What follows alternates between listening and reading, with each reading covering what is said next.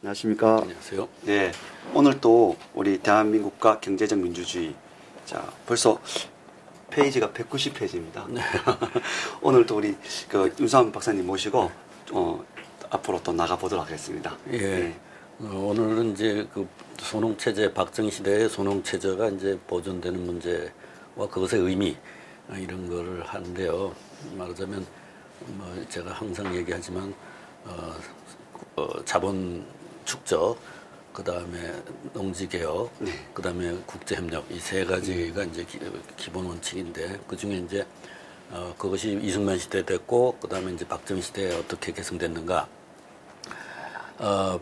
이 말하자면 농지개혁을 해서 지주들을 이제 없어졌잖아요. 네.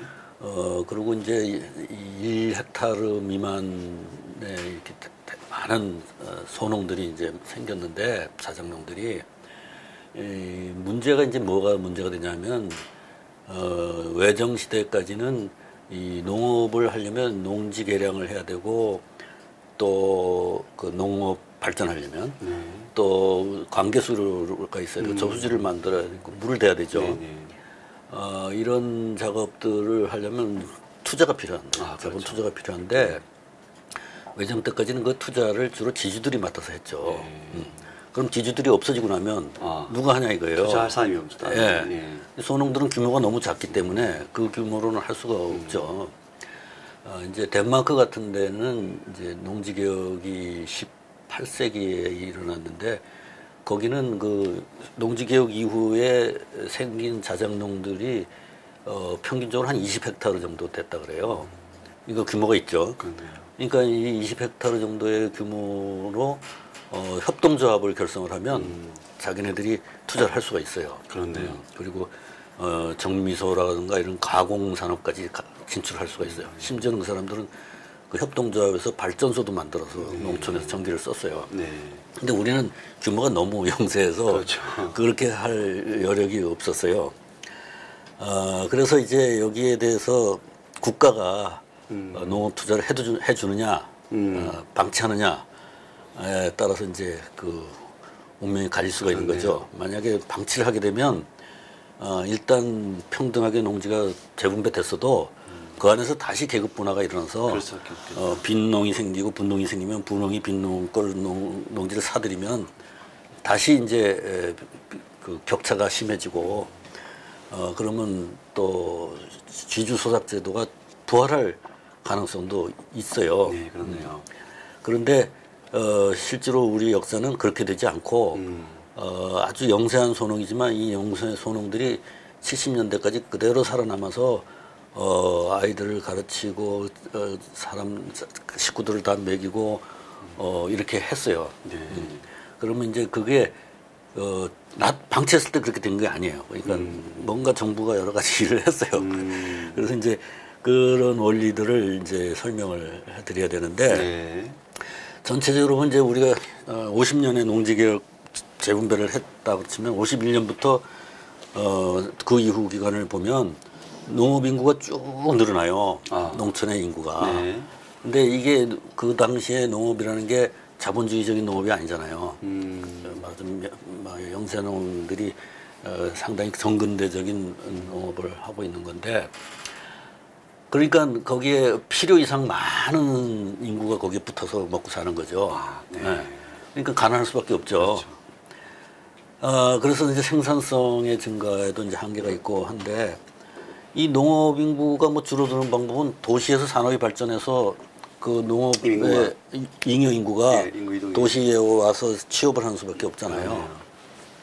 근데 대부분의 이제 후진국들에서 일어나는 현상은 농촌에서 가난한 사람들이 도시로 오는데 도시에서도 또 취업이 안 돼가지고 도시에서는 빈민가를 형성하고 살면서 거기서 또 살기 힘들면 또 일부는 또 농촌으로 돌아갔다가 또 돌아왔다 갔다 하는 그 빈농과 빈민가 사이에 왔다 갔다 하는 정체 상태가 유지되는 게 대부분의 후진국들의 상황이에요. 그래서 후진국들로 갈수록 빈부의 격차가 줄어들지 않는 것이 이제 그런 원인인데 우리 같은 경우에는 그렇게 되지 않았어요. 그러니까 51년부터 67년까지 통계에 의하면 농업인구가 계속 늘어났어요. 네. 인구의 자연 증가죠. 네.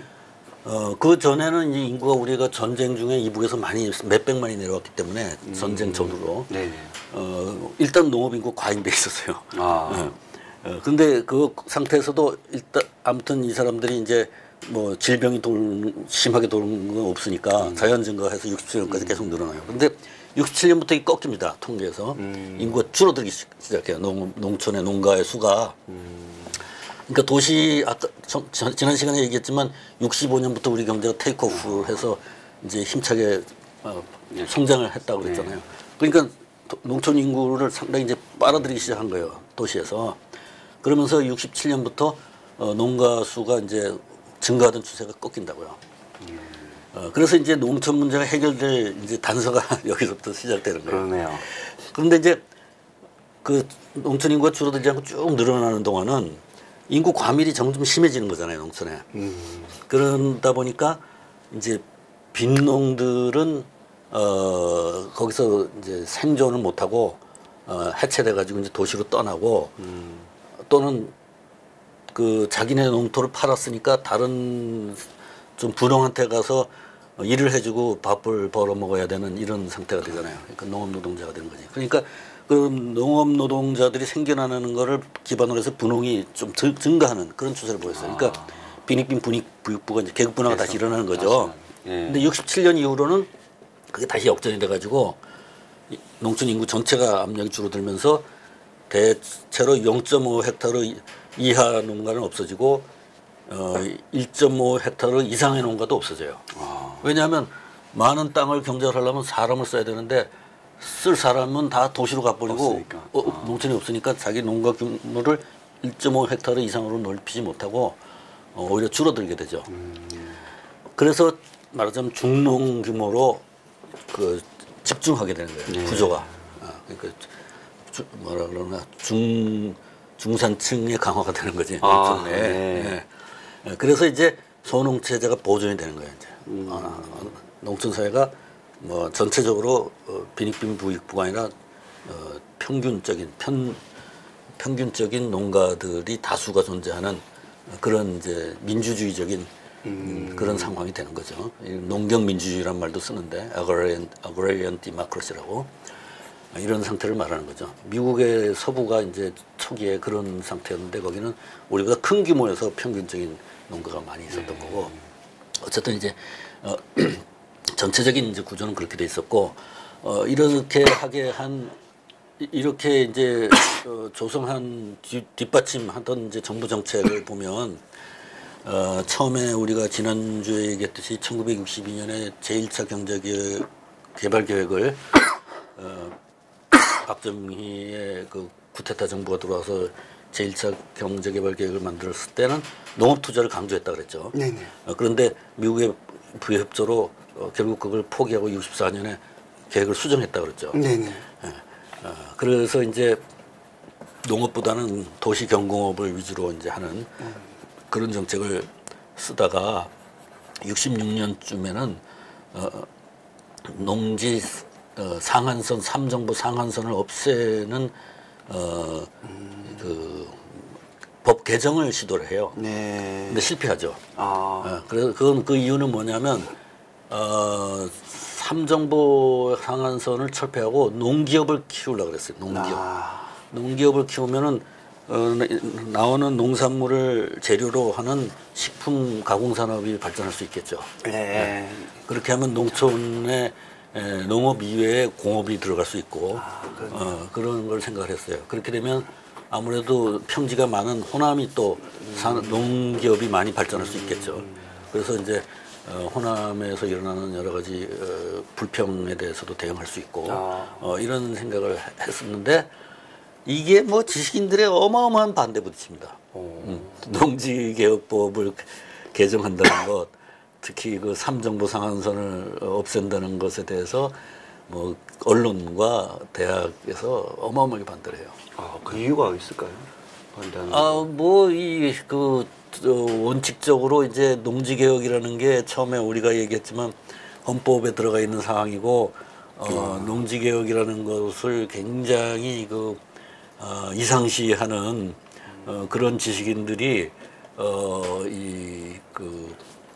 농지개혁이라는 그 이상을 포기한다고 막 매도를 하는 거죠, 정부를. 예.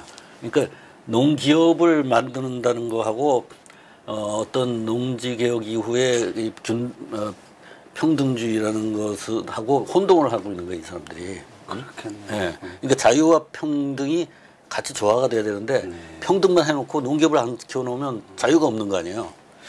지금 생각하면 되게 무지했던 것 같아요. 왜냐하면 농업에 대한 뭡니까 남아 도는 물자를 가지고 공업, 농수산물 가공업을 해서 같이 발전을 시켜보고자 했던 건데 그걸 막았다고 하니까 좀 아이러니한 것 같습니다. 그 정부가 만약에 그때 그것을 시행할 수 있었다면 지금과 같이 인구가 도시에 막 집중하고 농촌을 텅텅 비는 이런 일이 벌어지지 않았을 수도 있어요. 왜냐하면 농촌에도 공장이 있으면 그렇죠. 그 사람들이 이주를 해서 멀리 도시로까지 갈 필요가 없죠. 농촌 인근에 있는 공장에 가서 취직을 하면 되죠. 그러면 지역 경제가 살아나고 거기에 학교하고 연결되면 우리가 좀 더 균형된 전국토가 균형된 발전을 할 수도 있을 거예요. 업그레이드는 계속되면서 뭐 학문이든 산업이든 계속 업그레이드가 될 거고. 대만 같은 경우에는 그런 게 잘 실현이 됐죠. 농촌의 공장들이 많이 자라서. 근데 우리는 그게 발전 과정을 비교를 해보면 아주 기형적으로 이 몇 개 산업단지에 막 집중돼 있고 공장은. 그리고 거기를 벗어나면 완전히 농촌이고 벌판, 논밭만 있고 이랬잖아요. 예, 맞습니다. 이게 너무 양극화돼 있어서 많은 문제를 일으키는데 그것이 이때 이 개혁에 실패하는 바람에 아마 그렇게 됐다고도 말할 수 있을 거예요. 그런데 어쨌든 많은 지식인들의 반대로 이제 정부의 시대는 무산됐고 그 이후로 이제 70년대부터는 그냥 소농 체제 삼정부가 있는 상태, 농기업이 발전하지 못하는, 그러니까 도시에는 자본주의가 발달하는데 농촌은 자본주의가 안 되게 돼 있는 거예요. 상정부 상한선을 딱 만들어 놓으면. 구조상 그렇게 될 수밖에 없는 구조로 만들어 놓은 거다. 이걸 뭐라 그러냐면은 소상품 생산제라 그래갖고 자본주의하고 다르고 전 식구가 덤벼들어서 노동력을 투하해가지고 나올 소출의 일부를 시장에 팔고 나머지는 식구가 사용하는 이건 자본주의 농업이 아니라 그냥 소상품 생산제 농업이에요. 그걸로 이제 가는데 그러한 상태에다가 이제 농업 투자를 70년대부터 정부가 과감하게 하게 됩니다. 그러니까 이제 이 농업 투자가 어떻게 기결되는가 아주 독특한 이제 기결을 보는 거죠. 그래서 이제 그 투자를 하는 걸 보면 한번 봅시다. 여기 보면 쌀 수매가를 정부에서 어떻게 조정했나 하는 걸 보면 80kg 한 가마. 그거를 이제 수매가가 있고 생산 비용이 있으면은 퍼센테이지. 수매가를 생산 비용으로 나눠 보면 이게 이제 100%가 넘어야 이제 생산 비용을 충당하는 거잖아요. 그런데 이 53년부터 59년까지는 100%가 안 돼요. 그러네요. 안 되네요. 생산비 이하로 사들인 거예요. 근데 전번 시간에 이야기를 말씀드렸지만 이승만 시대 이제 농지개혁을 할 때 말씀드렸지만 지주들에게 정부 가격으로 보상해줬다 그랬잖아요. 이 정부 가격이 수매가잖아요. 그렇네요. 그러니까 이 수매가를 낮게 책정하면 주지 보상을 낮게 해줄 수 있는 거죠. 이런 이익관계가 있었던 거예요, 그 당시에. 그러네요. 그리고 이제 또 미국에서 PL480 쌀이 많이 무상 원조가 됐기 때문에 쌀값이 낮게 이제 유지가 되고 하면서 농촌이 상당히 압박을 말하자면 침체될 수밖에 없는 그런 구조였어요. 그 다음에 이제 물론 이제 이 사람들이 지주에게 뺏기는 건 없으니까 나아지긴 했지만 농업이 그렇게 막 활발하게 발전하는 구조는 아니었어요.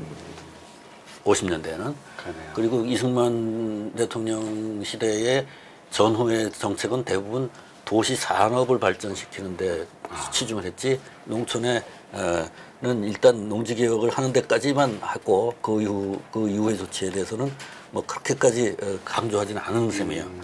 그런데 이제 61년부터 이 구테타 정부가 들어온 이후부터는 100%를 넘어갑니다. 계속. 계속 넘어가요. 그러니까 농촌을 착취하는 정책을 쓰지 않았어요. 적어도 농 생산 비용을 충당하는 가격으로 수매를 했고 이게 이제 아직까지 농업이 강조되지 않았던 시절도 그랬어요. 근데 이제 69년쯤 되면은 농업에 투자하기 시작을 하는 때가 돼가지고 이 144, 186 막 이렇게 올라갑니다. 네, 이때는 막 국제 가격에 비해서 엄청 높은 가격으로 막 쌀을 사들였어요. 그래서 농업의 혜택을 도시에서 남은 돈을 도시 산업에서 남은 돈을 농촌 혜택에다 막 넘겨주는 그런 이제 정책을 쓰는데 일반적으로 후진국들은 거꾸로입니다. 농촌을 착취해서 도시 산업에 투자하는 그런 구조인데 우리나라는 70년대부터 벌써 선진국식으로 도시의 자원을 농촌에다가 주는 이런 정책을 썼어요. 이렇게 해서 이제 농업을 말하자면 기하선상으로부터 벗어나게 해서 이제 농가가 산업화의 혜택을 같이 누리는 그런 이제 상황이 돼가죠. 그 다음에 이제 그 좀 더 크게 농업 투자 전반을 이제 여기다 적어놨는데 말하자면 농업에 말하자면 자금 지원을 해주는 건 농협 자금이 많았는데 농협 자금의 70%를 농협이 제공했는데 그 농업 대출 자금의 50% 이상이 공공자금이었다 이거야. 그러니까 국가에서 대준 게 많다 이거야. 농협은 농민들이 저축한 돈도 많이 있잖아요. 근데 그것보다도 정부가 50% 이상을 됐다는 거예요. 농업 자금을 그만큼 줬다는 거예요. 그래서 대출액이 61년에는 67억 원, 70년에는 1,054억 원, 79년에는 8,764억 원 이렇게 팍팍 늘어났어요. 그러니까 농업에는 막 눈에 보이게 돈이 막 계속 들어가고 있는 유입되는 거죠. 그 다음에 그것만 한 게 아니라 또 정부 예산으로 댐, 관계수로 이런 걸 막 건설했어요. 뭐 충주댐, 뭐 소양강댐 이런 것도 다 있다는 거죠. 그래서 총 예산에서 농림업이 차지하는 비율이 70년에는 7%, 75년에는 8%, 79년에는 10%예요. 이건 굉장히 큰 거예요. 그렇죠. 왜냐하면 GDP가 우리가 연 10% 성장을 했는데 굉장히 빠른 속도로 커지는데 그 안에서 농림업의 비중은 점점 줄어들잖아요. 도시산업의 비중이 커지지. 그렇죠, 맞습니다. 그런데도 예산은 2%대지가 비중이 1, 2%씩 늘어났다는 거예요. 그러니까 굉장히 강조를 한 거예요. 정부에서. 저는 단지 수치상뿐만 아니고 실질적으로 농에도 이만큼 돈이 들어갔다.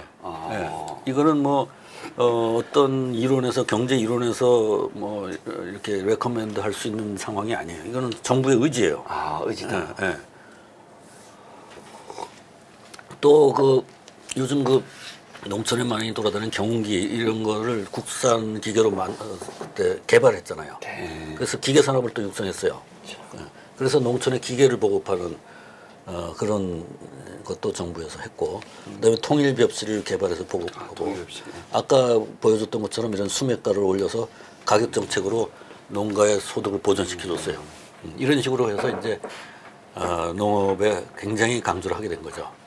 그러다 보니까 결과적으로 도시 임금 근로자 가계소득과 농가 소득을 비교를 해보면 이제 99.1 하면 비슷한 거죠. 65년도에 그렇게 출발했는데 점점 내려가죠. 59.8, 65.3 이렇게 되니까 78.1 이때는 농가가 더 가난한 거예요. 그렇죠. 근데 이제 75년 되면 농가가 조금 더 위에 있는 이런 상태로 3년 정도 갔죠. 그러니까 그만큼 이제 앞에서 그 농업에 대한 투자가 벌어지면서 이 농가의 소득이 도시에 못지않다. 예? 예, 이런 상태가 된 거예요. 뭐든지 그런 것 같습니다. 네. 투자 대비 네. 이게 많이 나오는 거니까 예. 투자를 많이 해주니까 예. 아무래도 뽑아내는 소득도 크지 예. 않는가. 예. 그런데 이제 이걸 다시 또 다른 형태로 보면 네. 자 보십시다. 농림어업 생산 총 생산에서 농림어업 생산이 차지하는 비율이 65년에는 37.6%였는데 네네. 80년에는 14.6%로 대폭 줄었죠. 네. 이거는 뭐 경제 발전에 전체적으로 좋은 현상이에요. 산업화가 진행됐다는 거죠, 그만큼. 그러네요. 그러면 그동안의 인구는 어떻게 됐냐? 전체 인구 중에 농업 인구가 65년에 58.5%였는데 80년에는 34%로 줄었어요. 많이 줄었죠. 많이 줄었지만 그 뭡니까 총 생산에서 차지하는 비중보다는 덜 줄었죠. 네. 어쨌든 그러네요. 네. 네. 그다음에 경제 활동 인구는 전체적으로 8,754 100만 아. 65년도에서 그러니까 1,400만으로 늘어났어요. 경제 활동 인구가 쭉 늘어났어요. 그런데 실업률은 65년에 7.3, 70년에 4.4, 78년 3.2, 80년 5.2, 80년은 경기가 나쁠 때였고, 예, 전체적으로 실업률이 나빠지지 않고 계속 떨어졌어요. 그러니까 새로 생기는 많은 경제 활동 인구를 도시 산업이 흡수를 해줬다는 거예요. 예. 지금 실업률이 저런 식으로 앉아있으면 얼마나 좋겠습니까? 이렇게 계속 흡수를 해주니까 농촌에는 점점 부양해야 될 인구가 줄어들잖아요. 네. 농촌에. 예, 그러니까 이제 농촌의 1인당 소득이나 복지가 좋아지는 거죠. 예. 네. 이렇게 해서 이제 점점 이제 경제 전체 분배가 소득의 분배가 좋은 구조로 경제 성장이 일어나는 그 원리가 되는 거예요, 이게. 예. 그다음에 이제 또 하나의 원리는 도시 산업에서의 노동 소득 분배율이라고 해서 이제 그 기업이 벌어들이는 돈 중에 피용자 보수로 가는 분량이 부분이 몇 프로인가 하는 건데 70년에는 40%, 80년에는 50%, 90년에는 56%, 2000년에는 57% 이렇게 쭉 늘어가요. 그러니까 전체 부도 커지지만 분배율도 좀 좋아졌다는 거죠. 그러네요. 네, 그래서 그 결과로 이런 그래프가 나오는 겁니다. 우선 위에 걸 봅시다. 여기 보면 하나는 진위계수가 나오죠. 네. 진위계수가 이걸 좀 이렇게 키우면 65년도에 3439, 0.3449, 70년대에 0.3322, 네. 1976년에 0.3908, 네. 1982년에 0.3572 네. 이런 식으로 되네요. 이 정도면 개발도상에 있는 나라의 그 진위계수로는 굉장히 낮은 거예요. 낮을수록 이제 분배가 좋다는 거죠. 네. 근데 보통 이론은 개발도상에 있을 때 분배 진위계수가 굉장히 오르는 게 일반적인 현상이에요. 좀 기한 케이스라 우리는 아주 그 예외적으로 네. 좋은 분배가 관계에서 지금 현재도 미국은 이거보다 더 나쁩니다. 예. 중국도 이거보다 훨씬 나빠요. 4.0이 0.4가 넘어요, 중국은. 예. 그 브라질도 그렇고. 그런데 우리는 그런 위기를 겪지 않고 소득 분배가 상당히 좋게 계속 유지됐고 그 이후는 더 좋아져요. 그래서 지금은 이게 0.302 정도 됩니다. 그러니까 2016년, 15년 통계로 뭐 최근에 어떻게 되는지 모르겠지만. 그렇죠. 저렇게 좋아지는 거는 그만큼 생산도 생산이냐 분배도 신경을 좀 많이 썼다. 그게 이제 아까 이야기한 농촌의 소농이 무너지지 않고 소농의 복지 수준이 자꾸 올라갔다 이거 나빠지지 않고. 그러면 도시로 노동자들을 흡수를 하려면 초빙을 도시에서 노동자를 쓰려면 농촌에서 끌어와야 되는데 농촌의 복지가 악화되면은 싸게 데려올 수 있는데 그렇죠. 거기가 악화되지 않고 좀 더 나아지고 있으면 임금을 올리지 않고는 데려올 수 없죠. 그러다 보니까 임금으로 나가는 지출되는 부분도 커지고 농촌으로 가는 그 자원도 많아지고 이렇게 해서 노동자와 농민들이 많은 혜택을 보면서 산업화가 진행됐다 이거죠. 어떻게 보면 가장 이상적인 케이스의 그렇죠. 또 하나의 굉장히 어려운 일이죠. 이렇게 보통은 자본가들의 인센티브를 줘서 자본가들의 이익을 추구하고 있는 욕심을 동력으로 해서 산업화가 되는 게 보통인데 지금이 그렇지 않을까라는 생각을 합니다. 그게 많이 그렇죠. 지금이 그런 것 같습니다. 그래서 이제 이 표를 보면 밑에 그래프를 보면 대개 우리나라가 이제 여기는 82년도를 했고 네. 우리나라하고 비슷한 산업화 단계를 덴마크 1908년으로 봤고 영국이 네, 1913년, 네, 네. 러시아도 1913년, 네. 네덜란드가 1919년이에요. 그때를 이제 봐서 그때의 소득 분배 구조를 이렇게 눈으로 볼 수 있게 만든 거예요. 여기 오른쪽 축은 이 사람 수고, 네. 인구 수고, 종축은 소득 수준이에요. 그러니까 소득 수준이 하위 10%에 해당하는 10분의 1, 10%의 소득을 몇 사람이 나눠 갖느냐 했을 때 이렇게 되면 30%의 사람들이 나눠 갖는 거예요. 아, 네. 네. 그러니까 이게 이제 이쪽으로 갈수록 선이 이쪽으로 갈수록 소득 구조가 나쁜 거예요. 분배 구조가. 뭐 20%의 GDP 20%를 여기는 45%가 나눠 갖는 거고 브라질은 70%가 나눠 갖는 거예요. 오, 그러네요. 굉장히 가난하게 살게 되는 거죠. 그렇죠. 그래서 네. 이 축이 이렇게 바깥으로 나갈수록 소득 분배가 나쁜 거고 가장 이제 이상적인 이 가운데 이 가로축에 이게 좀 대각선축 예. 여기는 10%를 10%가 나눠 가지면 여기가 돼요.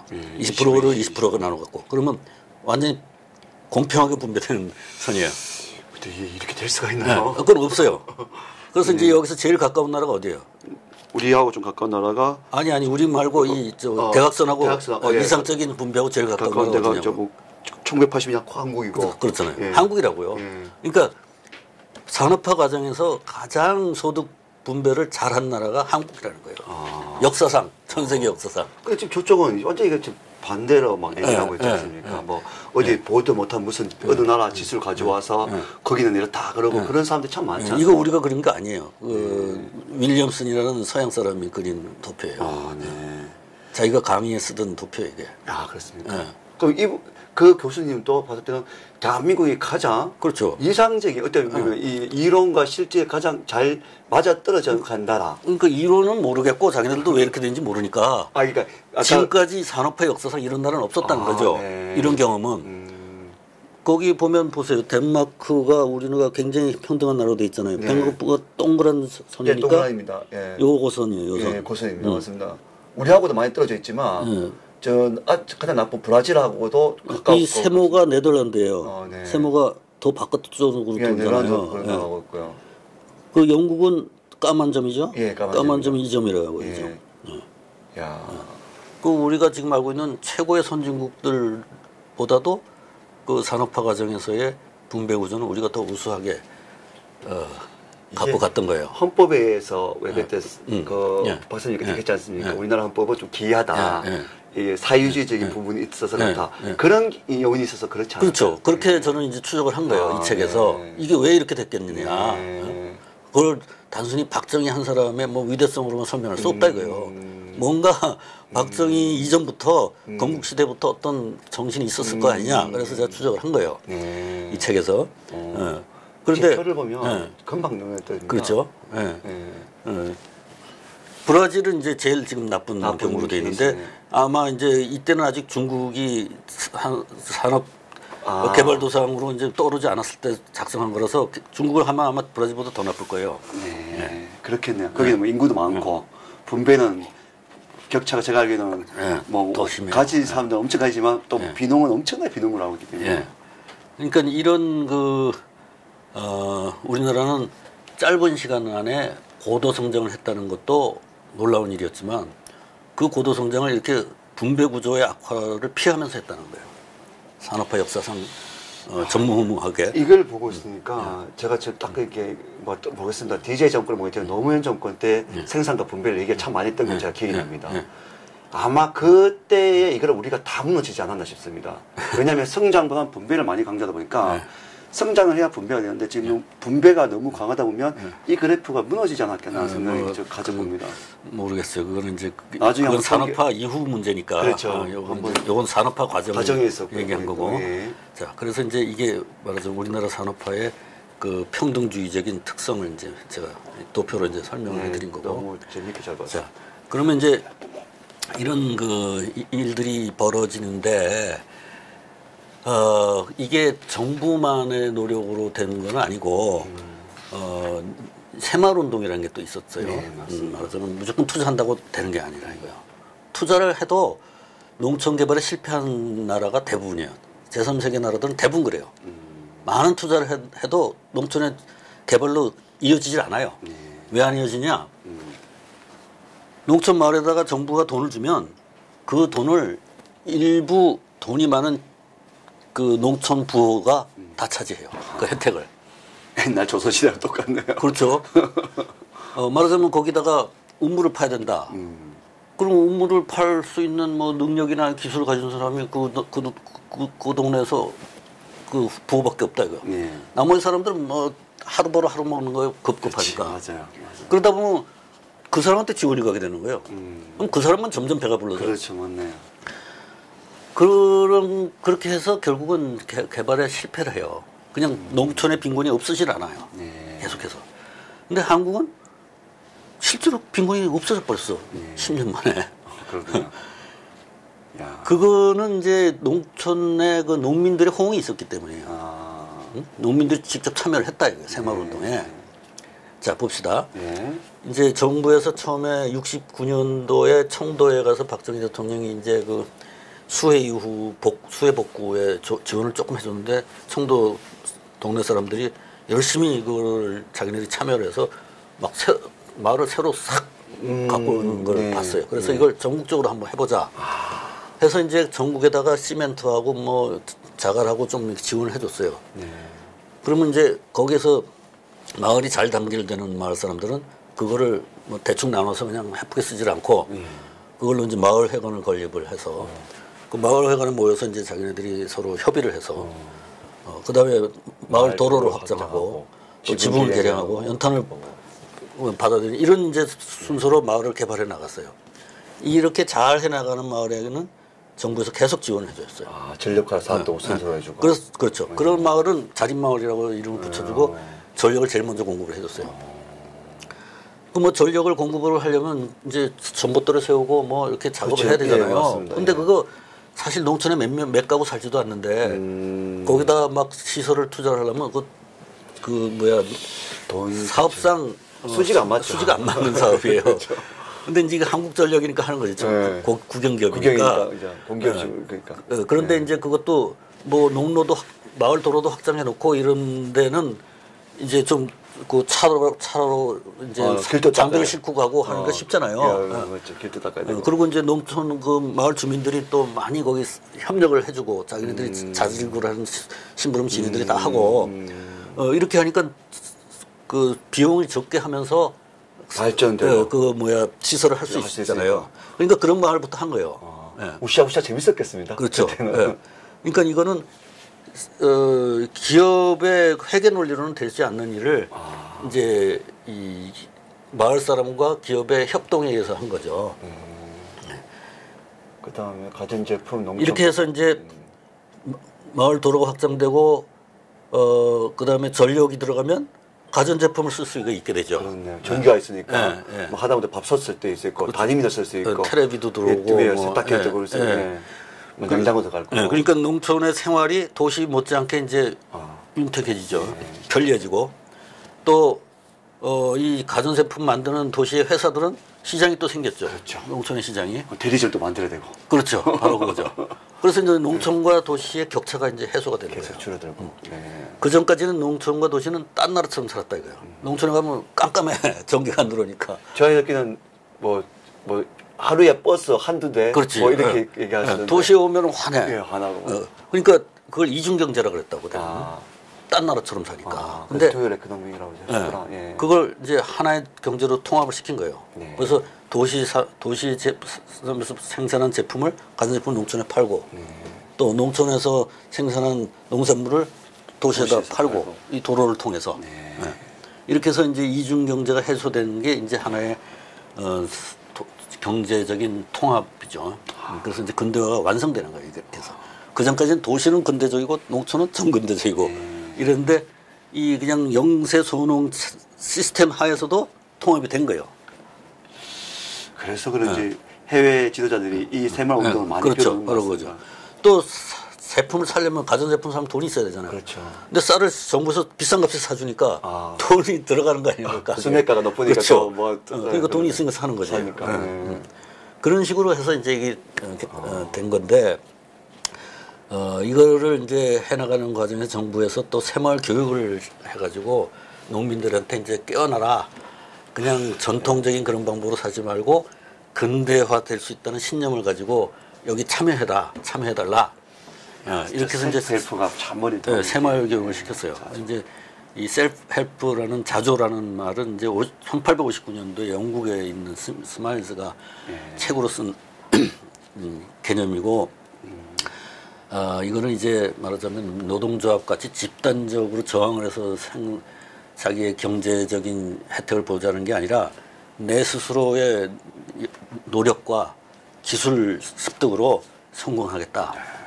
이런 정신으로 경제가 발전하는 것이다. 이렇게 이 사람이 그 책에 썼어요.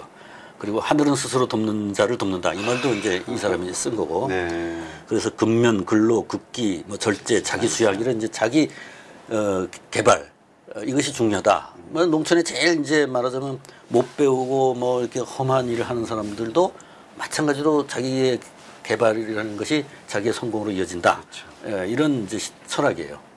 근데 이게 이때 굉장히 호응을 받을 수 있었던 게 일단 정부에서 이 산업 도시 산업에서 생긴 잉여를 가지고 농촌에 투자할 지금 자세가 돼 있잖아요. 네.